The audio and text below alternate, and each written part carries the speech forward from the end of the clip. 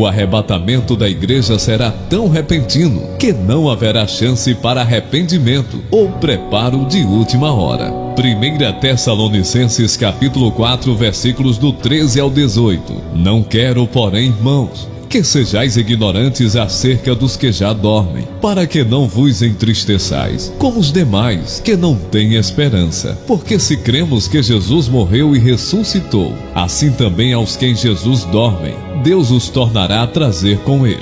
Dizemo-vos, pois, isto pela palavra do Senhor, que nós, os que ficarmos vivos para a vinda do Senhor, não precederemos os que dormem. Porque o mesmo Senhor descerá do céu com alarido, e com voz de arcanjo, e com a trombeta de Deus, e os que morrem em Cristo ressuscitarão primeiro. Depois nós, os que ficarmos vivos, seremos arrebatados juntamente com eles nas nuvens, a encontrar o Senhor nos ares, e assim estaremos sempre com o Senhor. Portanto, consolai-vos uns aos outros com estas palavras. No sermão profético de Mateus capítulo 24, versículo 12, Jesus mencionou alguns eventos que já se cumpriram, como, por exemplo, a destruição de Jerusalém, que aconteceu nos anos 70 depois de Cristo. O mestre também falou a respeito de eventos que aconteceriam em um tempo determinado pelo Pai, mas não revelado a nós, como o dia do arrebatamento da igreja. Esse evento tão aguardado pelos cristãos de todos os tempos será a completude da nossa salvação. Por isso, almejamos esse dia, quando seremos transformados, que receberemos um corpo glorificado. O que é e quando se dará o arrebatamento? A palavra grega para o arrebatamento é harpazo e significa retirada brusca. O arrebatamento será uma retirada sobrenatural e rápida da igreja do Senhor da terra, culminando no encontro com Jesus nos ares. Esse é um tema tão importante para os cristãos que no Novo Testamento o apóstolo Paulo escreveu 2 capítulos para tratar a respeito desse assunto. 1 Coríntios capítulo 15 e 1 Tessalonicenses capítulo 4. Quando se dará o arrebatamento? Ao longo da história, muitas pessoas se aventuraram em marcar o dia e hora em que o Senhor Jesus voltaria. Entretanto, todos os que assim procederam foram desmentidos e envergonhados. A palavra de Deus afirma que, mas daquele dia e hora, ninguém sabe, nem os anjos que estão no céu, nem o Filho, senão o Pai. Marcos capítulo 13, versículo 32. Então, se você receber algum áudio no seu aplicativo de mensagem, marcando o dia e a hora da volta de Jesus, não acredite, pois é mentiroso.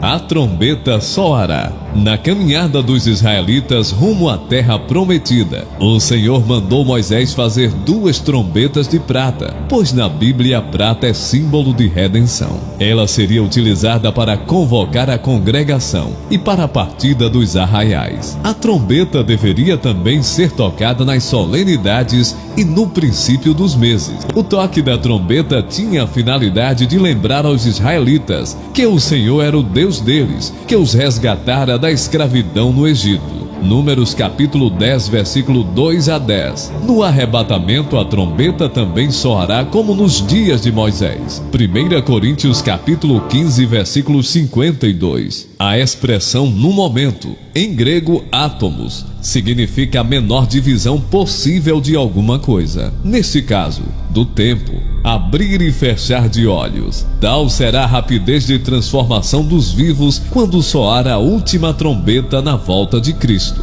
O Senhor estará convocando o seu povo desde o primeiro justo morto, o qual ressuscitará até os que estiverem vivos na sua vinda, os quais serão transformados a encontrar o Senhor nos ares, nesse instante solene de alegria para todos os salvos em Jesus Cristo. O arrebatamento da igreja para os crentes é a nossa esperança. Os crentes em Jesus pela fé têm a esperança e a certeza de que o arrebatamento pode acontecer a qualquer momento. Por isso, o crente fiel procura viver de maneira sóbria, justa e piamente, aguardando a bem-aventurada esperança e o aparecimento da glória do grande Deus e nosso Senhor Jesus Cristo. Tito, capítulo 2, versículos 12 e 13. A certeza da esperança de que Jesus voltará nos leva a viver como Simeão, um homem justo e temente a Deus, que durante anos aguardava a promessa da consolação de Israel. Lucas, capítulo 2, versículo 25. Todos os salvos em Jesus Cristo serão arrebatados e num piscar de olhos, transformados.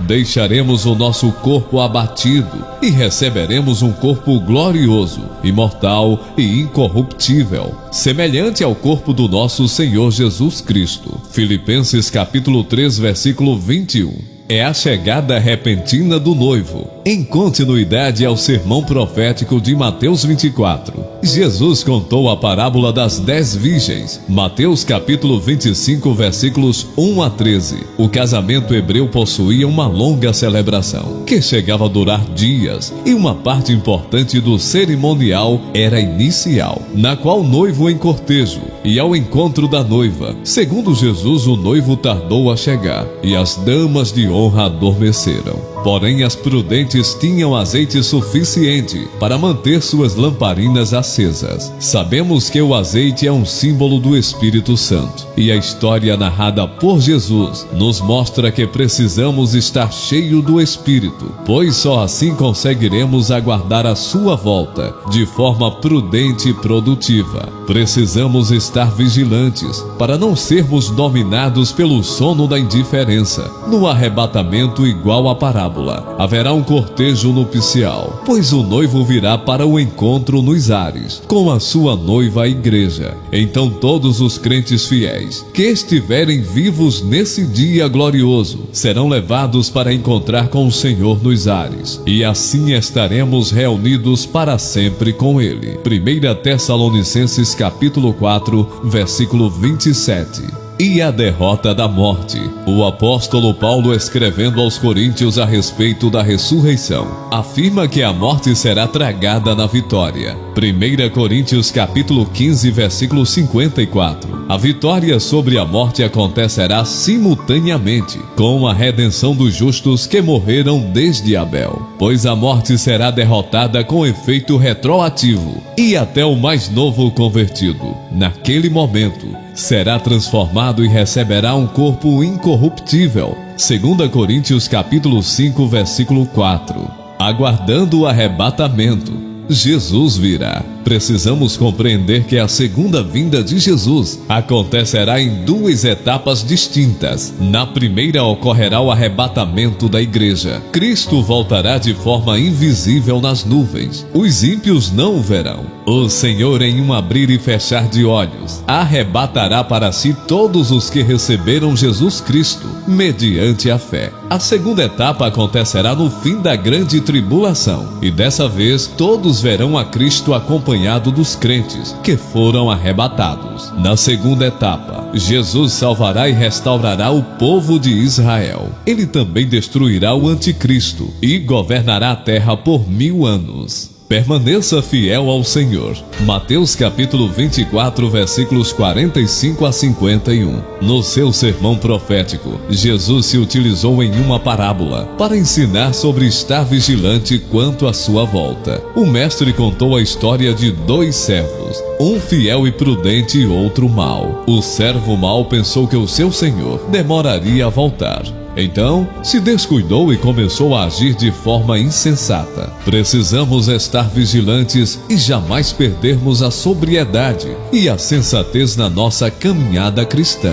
Temos de viver crendo que o nosso Senhor não tardará a voltar e que teremos de prestar contas com Ele das nossas ações. Utilize os seus dons e talentos para a glória de Deus. Mateus capítulo 25, versículos de 1 a 13. No sermão profético de Jesus, o mestre fez uso de uma trilogia de parábolas. Parábola dos 2 servos, das 10 virgens e dos 10 talentos. Jesus conclui o sermão contando a história de 3 homens que receberam de seu senhor dinheiros, talentos para investir. O senhor deu talentos a todos e depois se ausentou, indo para um lugar distante. 2 servos, enquanto esperava seu senhor, investiram os talentos que receberam. Mas um deles enterrou o talento recebido. Como muitos de nós, ele dormiu o sono da indiferença.